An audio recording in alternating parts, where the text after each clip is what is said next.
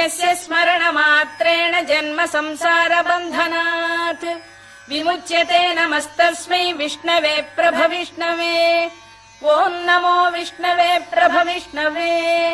श्रीवैशम्पायन उवाच श्रुत्वा धर्मानशेषेण पावनानि च सर्वशः युधिष्ठिरः शान्तनवम् पुनरेवाभ्यभाषत। युधिष्ठिर उवाच किमेकम् दैवतम् लोके किम् वाप्येकम् परायणम् स्तुवन्तः कङ्कमर्चन्तः प्राप्नुयुर्मानवा शुभम्। को धर्मः सर्वधर्माणाम् भवतः परमो मतः किम् जपन्मुच्यते जन्तुर्जन्म संसारबन्धनात्। श्रीभीष्म उवाच जगत्प्रभुम् देवदेवमनन्तम् पुरुषोत्तमम् स्तुवन्नाम सहस्रेण पुरुषः सततोत्थितः तमेव चार्चयन् नित्यम् भक्त्या पुरुषमव्ययम् ध्यायन् स्तुवन् नमस्यम् च यजमानस्तमेव च अनादिनिधनम् विष्णुम् सर्वलोकमहेश्वरम् लोकाध्यक्षम् स्तुवन् नित्यम् सर्वदुःखातिगो भवेत् ब्रह्मण्यम् सर्वधर्मज्ञम् लोकानाम् कीर्तिवर्धनम् लोकनाथम् महद्भूतम् सर्वभूतभवोद्भवम् एष मे सर्वधर्माणाम् धर्मोऽधिकतमो मतः यद्भक्त्या पुण्डरीकाक्षम् स्तवैरच्चेन्नरः सदा परमम् यो महत्तेजः परमम् यो महत्तपः परमम् यो महद्ब्रह्म परमम् यः परायणम् पवित्राणाम् पवित्रम् यो मङ्गलानाम् च मङ्गलम् दैवतम् देवतानाम् च भूतानाम् यो व्ययः यतः सर्वाणि भूतानि भवन्त्यादियुगागमे यस्मिंश्च प्रलयम् यान्ति पुनरेव युगक्षये तस्य लोकप्रधानस्य जगन्नाथस्य भूपते विष्णोर्नाम सहस्रम् मे शृणु पापभयापहम् यानि नामानि गौणानि विख्यातानि महात्मनः ऋषिभिः परिगीतानि तानि वक्ष्यामि भूतये ध्यानम् शान्ताकारम् भुजगशयनम् पद्मनाभम् सुरेशम् विश्वाधारम् गगनसदृशम् मेघवर्णम् शुभाङ्गम् लक्ष्मीकान्तम् कमलनयनम् योगिहृद्ध्यानगम्यम् वन्दे विष्णुम् भवभयहरम् सर्वलोकैकनाथम् मेघश्यामम् पीतकौशेयवासम् श्रीवत्साङ्कम् कौस्तुभोद्भासिताङ्गम् पुण्योपेतम् पुण्डरीकायताक्षम् विष्णुम् वन्दे सर्वलोकैकनाथम् नमः समस्तभूतानामादिभूताय भूभृते अनेकरूपरूपाय विष्णवे प्रभविष्णवे सशङ्खचक्रम् सकिरीटकुण्डलम् सपीतवस्त्रम् सरसीरुहेक्षणम् सहारवक्षस्थलशोभिकौस्तुभम् नमामि विष्णुम् शिरसा चतुर्भुजम् छायायाम् पारिजातस्य हेमसिंहासनोपरि आसीनमम्बुदश्याममायताक्षमलङ्कृतम् चन्द्राननम् चतुर्बाहुम् श्रीवत्साङ्कितवक्षसम् रुक्मिणी सत्यभामाभ्याम् सहितम् कृष्णमाश्रये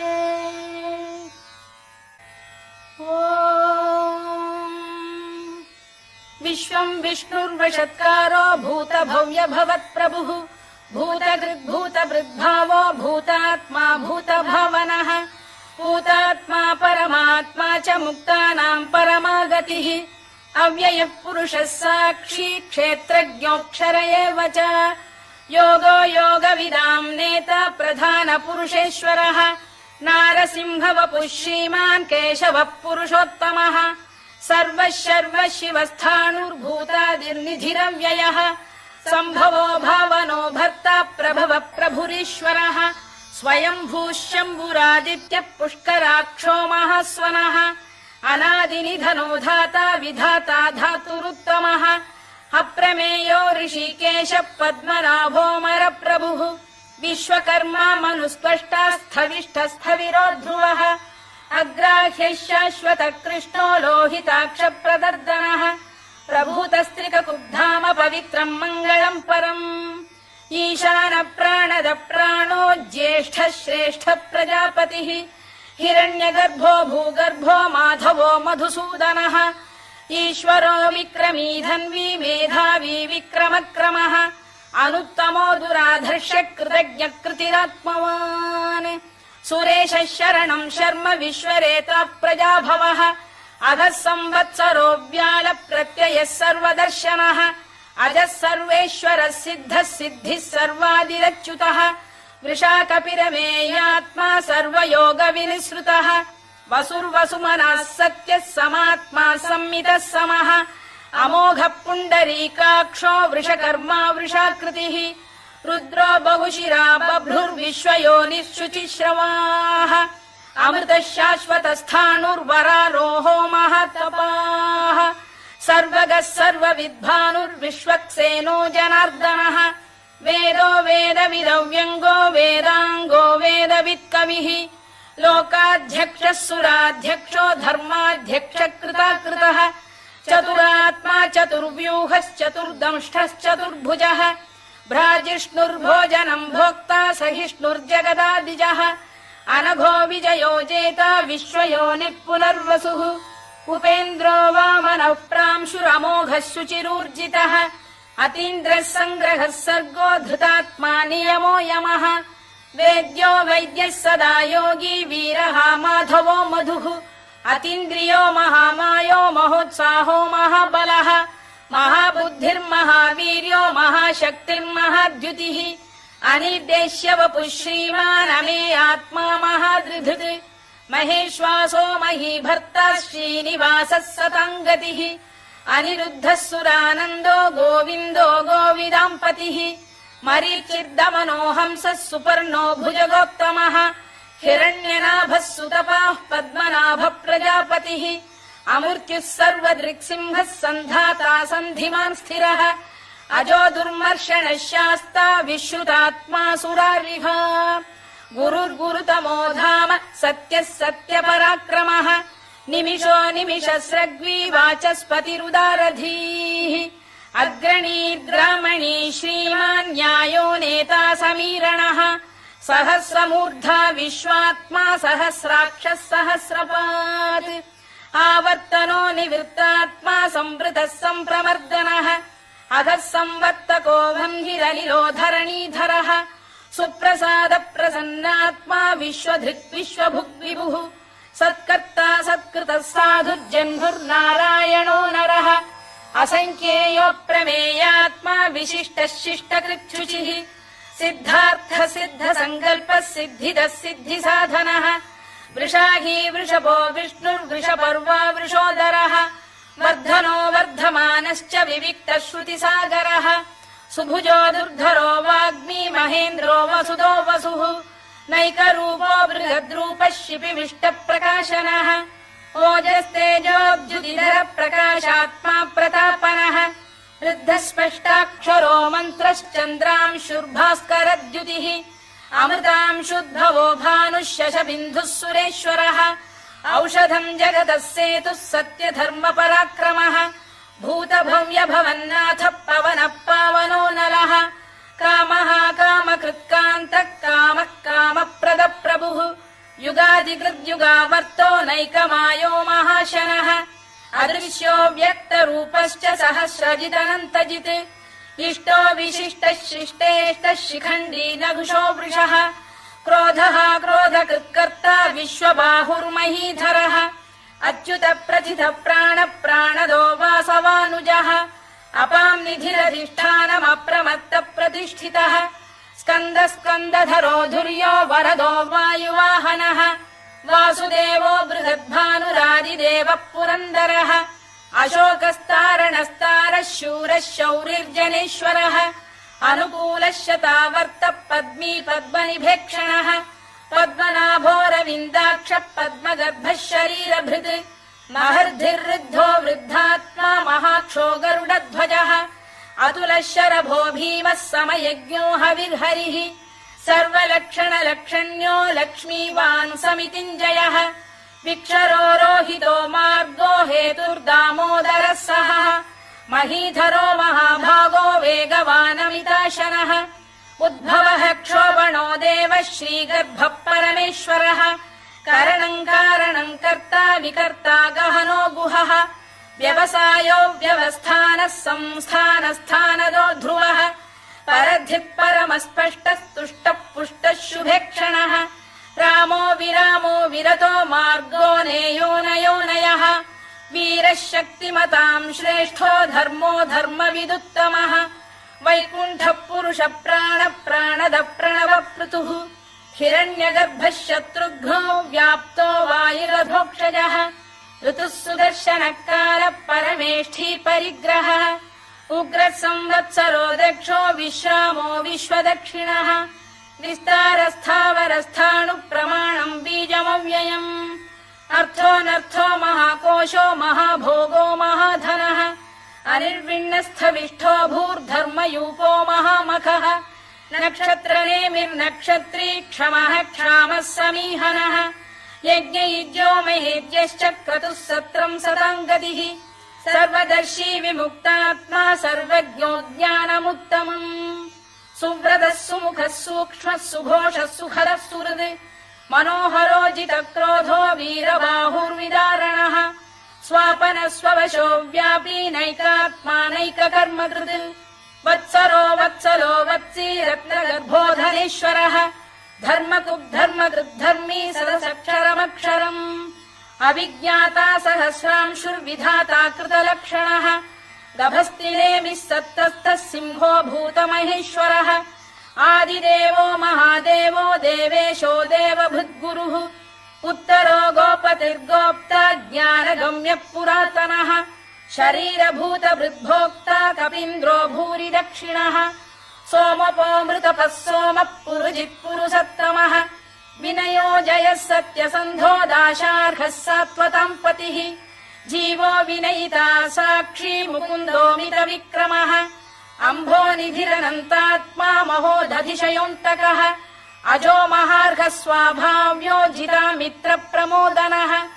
आनन्दो नन्दनो नन्दः सत्यधर्मात्रिविक्रमः महर्षिः कपिलाचार्यः कृतज्ञो मेदिनीपतिः त्रिपदस्त्रिदशाध्यक्षो महाशृङ्गकृतान्तकृत् महावराहो गोविन्दः सुषेणः कनकाङ्गिनी गुह्यो गभीरो गहनो गुप्तश्चक्रगदाधरः मेधास्वाङ्गो जितकृष्णो दृढः सङ्कर्षणोच्युतः वरुणो वारुणो वृक्षः पुष्कराक्षो महामनाः भगवान् बलहानन्दी वनमाली हलायुधः आदित्यो ज्योतिरादित्यः सहिष्णुर्गतिसत्तमः सुधन्वाखण्ड परशुर्दारुणो द्रविणप्रदः दिवस्पृक् सर्वदृक्व्यासो वाचस्पतिरयो निजः त्रिसामासामगः साम निर्वाणम् भेषजम् भिषज सन्न्यासकृच्छमः शान्तो निष्ठा शान्तिः परायणम् शुभाङ्गः शान्तिदः स्रष्टा कुमुदः कुवलेशयः गोहितो गोपतिर्गोप्ता वृषभाक्षो वृषप्रियः अनिवर्ती निवृत्तात्मा संक्षेप्ताक्षेमकृत् शिवः श्रीवत्सवक्षः श्रीवासः श्रीपतिः श्रीमताम्बरः श्रीरः श्रीशः श्रीनिवासः श्रीनिधिः श्रीविभावनः श्रीधर श्रीकर श्रेयः श्रीमान् लोकत्रयाश्रयः स्वक्षः स्वङ्गः शतानन्दो नन्दिर्ज्योतिर्गणेश्वरः विजितात्मा विधेयात्मा सत्कीर्तिश्छिन्न संशयः उदीर्णः सर्वतश्चक्षुरनीशः शाश्वतः स्थिरः भूषयो भूषणो भूतिर्विशोकः शोकनाशनः अर्चिष्मानर्चितः कुम्भो विशुद्धात्मा विशोधनः अनिरुद्धो प्रतिरथ प्रद्युम्नोमितविक्रमः कालनेमिनिः वीरः शौरिः शूरजनेश्वरः त्रिलोकात्मा त्रिलोकेशः केशवः केशिः हरिः कामदेवः कामपालः कामी कान्तकृतागमः अनिर्देश्य वपुर्विष्णुर्वीरोऽनन्तो धनञ्जयः ब्रह्मण्यो ब्रह्मकृद्ब्रह्मा ब्रह्म ब्रह्मविवर्धनः ब्रह्मविब्राह्मणो ब्रह्मी ब्रह्मज्ञो ब्राह्मणप्रियः महाक्रमो महाकर्मा महातेजा महोरगः महाक्रतुर्महायज्वा महायज्ञो महाहविः स्तव्यस्तव प्रियस्तोत्रम् स्तुतिस्तोतारणप्रियः पूर्णः पूरयिता पुण्यः पुण्यकीर्तिरनामयः मनोजवस्तीर्थकरो वसुरेता वसुप्रदः वसुप्रदो वासुदेवो वसुर्वसुमना हविः सद्गतिः सत्कृतिः सत्ता सद्भूतिः सत्परायणः शूरसेनो यदुश्रेष्ठः सन्निवासः सुयामुनः भूतावासो वासुदेवः सर्वासु निलयो नलः दर्पः दर्पदो दृप्तो दुर्धरोऽथा पराजितः विश्वमूर्तिर्महामूर्तिर्दीप्तमूर्तिरमूर्तिमान् अनेकमूर्तिरव्यक्तः शतमूर्तिः शताननः एकोनैकः स वक्र किम् यत्तत्पदमनुत्तमम् लोकबन्धुर्लोकनाथो माधवो भक्तवत्सलः सुवर्णवर्णो हेमाङ्गो वराङ्गश्चन्दनाङ्गदी वीरः विषमः शून्यो घृताशीरचरश्चलः अमानी मानदो मान्यो लोकस्वामी त्रिलोकभृत् सुमेधा मेधजो धन्यः सत्यमेधाधराधरः तेजो वृषोद्युतिधरः सर्वशस्त्रभृताम्बरः प्रग्रहो निग्रहो व्यग्रो नैकशृङ्गो गदाग्रजः चतुर्मूर्तिश्चतुर्बाहुश्चतुर्व्यूहश्चतुर्गतिः चतुरात्मा चतुर्भावश्चतुर्वेदविदेकपात् समावर्तो निवृत्तात्मा दुर्जयो दुरतिक्रमः दुर्लभो दुर्गमो दुर्गो दुरावासो दुरारिः शुभाङ्गो लोकसारङ्गः सुतन्तुस्तन्तु वर्धनः इन्द्रकर्मा महाकर्मा कृतकर्मा कृतागमः उद्भवः सुन्दरः सुन्दो रत्ननाभः सुलोचनः अर्को वाजसनः शृङ्गी जयन्तः सर्वविजयी सुवर्णबिन्दुरक्षोभ्यः सर्ववागीश्वरेश्वरः महाह्रदो महागर्तो महाभूतो महानिधिः कुमुद कुन्दर कुन्द पर्जन्यः पावनो निलः अमृताशोऽमृतवपुः सर्वज्ञः सर्वतोमुखः सुलभः सुव्रतः सिद्धः शत्रुजिच्छत्रुतापनः न्यग्रोधोदुम्बरोश्चक्षाणूरान्ध्रैषूदनः सहस्रार्चिः सप्तजिह्वः सप्तैधा सप्तवाहनः अमूर्तिरनघोचिन्त्यो भयकृद्भयनाशनः अणुबृहत्कृशस्थूलो गुणभिर्निर्गुणो महान् अधृतस्वधृतस्वास्य प्राग्वंशो वंशवर्धनः भारभृत्कथितो योगी योगीशः सर्वकामदः आश्रमश्रमणः क्षामः सुपर्णो वायुवाहनः धनुर्धरो धनुर्वेदो दण्डो दमयिता दमः अपराजितः सर्वसहो नियन्ता नियमो यमः सत्त्ववान् सात्विकः सत्यः सत्यधर्मपरायणः अभिप्रायप्रियार्होः प्रियकृत्प्रीतिवर्धनः विहाय सगतिर्ज्योतिः सुरुचित्कुतभुक् विभुः रविर्विरोचनः सूर्यः सवितारविलोचनः अनन्तो हुतभुग्भोक्ता सुखदो नैकजोऽग्रजः अनिर्विण्णः सदामर्षी लोकाधिष्ठानमद्भुतः सनात्सनातनतमः कपिलः कपिरव्ययः स्वस्तिदः स्वस्तिकृत् स्वस्ति स्वस्ति भुक् स्वस्ति दक्षिणः अरौद्रः कुण्डली चक्री विक्रम्यूर्जितशासनः शब्दातिकः शब्दसः शिशिरः शर्वरीकरः अक्रूरपेशलो दक्षो दक्षिणः क्षमिणाम्बरः विद्वत्तमो वीतभयः पुण्यश्रवणकीर्तनः उत्तारणो दुष्कृतिः पुण्यो दुःस्वप्ननाशनः वीरः रक्षणः सन्तो जीवनः पर्यवस्थितः अनन्तरूपोऽनन्तः श्रीर्जितमन्युर्भयापहः चतुरश्रो गभीरात्मा विदिशो व्यादिशो दिशः अनाधिर्भूर्भुवो लक्ष्मी सुवीरो रुचिराङ्गदः